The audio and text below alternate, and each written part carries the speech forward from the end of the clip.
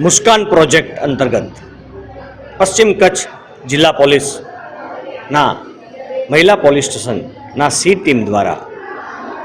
સ્પર્શની સંવેદનાનો કાર્યક્રમ જે આપણે અત્યારે મહેરબાન એસપી સાહેબે ખુલ્લો મૂક્યો છે, તેની અંદર મુખ્ય હેતુ એ છે કે સી ટીમને વધારે કઈ રીતે ઇફેક્ટિવ બનાવવી અને એના દ્વારા જે આપણા પશ્ચિમ કચ્છના નાના બાળકો અને જે દીકરીઓ કે જે સ્પર્શની સંવેદના શું છે એને ખબર નથી, સ્પર્શ બાબતનું એને અનુભૂતિ શું છે, એની સંવેદનાઓ શું છે, એ બાબતેના ટોયઝ દ્વારા જે આખું સ્કૂલ કોલેજોની અંદર, સ્કૂલની અંદર અને પ્રાથમિક શાળાની અંદર આ સમજ આપવામાં આવશે. સાથોસાથ જે સી ટીમ છે એ પોતે એવા વિસ્તારની અંદર પણ સતત પેટ્રોલિંગ ફરશે કે જ્યાં યુવાન દીકરીઓના પ્રસંગો હોય, કોઈ પણ જાહેર ભીડભાડવાળી જગ્યાઓ હોય, સ્કૂલ કોલેજો છૂટતા હોય કે જ્યાંથી વધારે પડતા યુવાન દીકરીઓ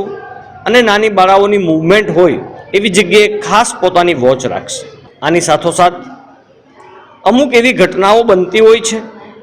કે જે દીકરી પોતાના વાલીને પણ કહી શકતી નથી, પોતાના શિક્ષકોને પણ કહી શકતી નથી કે પોલીસને પણ કહી શકતી નથી. એવી મુસીબતમાં જ્યારે ફસાય છે ત્યારે શું કરવું એ માટે આપણા એસપી સાહેબે જે ફરિયાદ પેટીનું નામ આપ્યું છે, એ ફરિયાદ પેટી એવી જગ્યાએ મૂકવામાં આવશે કે જ્યાં જાહેર જગ્યા હોય,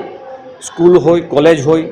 અને ભીડભાડવાળી જગ્યા હોય ત્યાં પણ એને વ્યવસ્થિત રીતે મૂકવામાં આવશે અને નિયમિત દરરોજ એ પેટીનું ચેક થશે. અંદર કોઈ પણ અનામી અરજી કે ફરિયાદ હશે તો એના ઉપર પણ પૂરતું ધ્યાન આપી ખરેખર એમાં શું છે એના મૂળ સુધી પહોંચશું, જેથી કરીને કોઈ નાની બાળાની જિંદગી બગડતી અટકી જાય, નાની બાળાનું જીવન સુધરે અને કોઈ બ્લેકમેલ કરતું હોય તો એ પણ ખ્યાલ આવે. એટલે આપણા મીડિયાના માધ્યમથી તમામ ગ્રામજનોને મારી નમ્ર વિનંતી છે કે એના નાના દીકરા, નાના બાળકોને આ બાબતે પણ આ પ્રોગ્રામ બાબતે અવગત કરે અને જે ફરિયાદ પેટી છે એની અંદર ગમે એ સમયે પોતાના નામ વગરની પણ ફરિયાદ